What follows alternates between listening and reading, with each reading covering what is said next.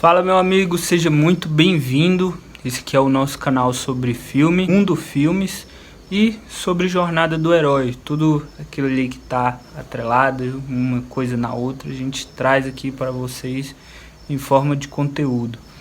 O meu nome é Maxwell, eu quero te dar as boas-vindas, certo? E esse nosso vídeo de hoje ele vai falar sobre jornada do herói, né? A gente viu aí nos primeiros vídeos, né? São 3 outros vídeos que você pode ver aqui mesmo. Eu vou deixar o link deles aqui abaixo na descrição. E que a gente fala sobre aquelas 3 primeiras etapas, sendo a primeira delas o mundo comum, né? A apresentação do mundo do herói, tudo aquilo que ele vive, os costumes dele, os hábitos, tudo aquilo que precisa ser apresentado na história comum para que possa caminhar para a próxima etapa, que é o mundo especial, para que tudo possa mudar de repente na vida do herói. E aí a gente passa para a segunda etapa, que foi falado já também em um outro vídeo, em que é apresentada para o espectador, para o leitor, o chamado à aventura. É aquela inquietação que o herói sente, aquele negócio que ele percebe que está diferente ali dentro do coração dele, mas que ainda está sendo só um chamado. Ele percebe, nossa, tem algo errado ali e tem alguma coisa acontecendo e eu preciso fazer algo. É o que a gente vê lá no filme do Hobbit, por exemplo, do Senhor dos Anéis. Quando o Frodo decide, né, levar o anel lá para onde ele foi criado, um anel. Então, existe esse chamado à aventura para que a história possa começar a querer acontecer. E aí a gente passa para a terceira etapa, que é a etapa onde ele sente medo, onde ele sente uma trava ali, que ele olha para dentro de si e fala: eu quero fazer isso, mas eu tô com medo. Eu quero fazer as coisas diferentes, mas eu tô com medo. Então é aquele momento assim que o herói ele olha para a aventura e ele sente a relutância. E a relutância é o chamado.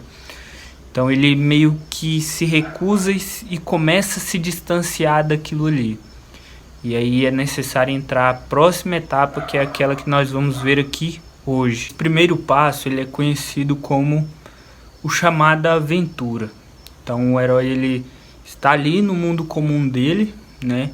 Ele se sente que tem algo ali que está acontecendo ali na vida dele que é diferente. Então ele começa a perceber que ele recebe um chamado.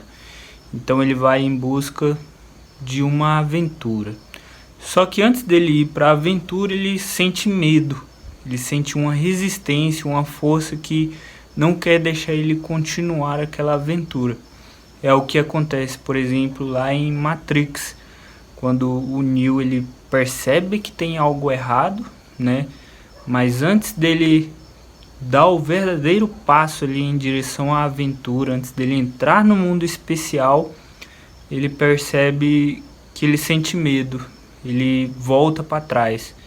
Então é necessário que chegue a essa próxima etapa da história e entre em ação, que é o encontro com o mentor, né?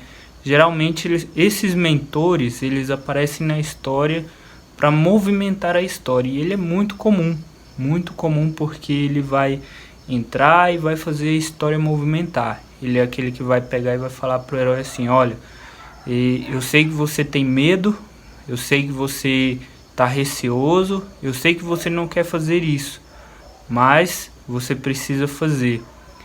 E voltando aqui em Matrix novamente, é o que o Morpheus fala, né? O Morpheus fala pro Neo: eu te mostro a porta, é você que decide se vai entrar. E aí tem várias outras histórias, né, que falam exatamente sobre essa etapa da jornada do herói, que é o encontro com o mentor. Se você voltar, por exemplo, lá em Odisseu, né, a Odisseia, e você vai perceber que a Atena ela se disfarça de mentor para ajudar ali o herói principal da história.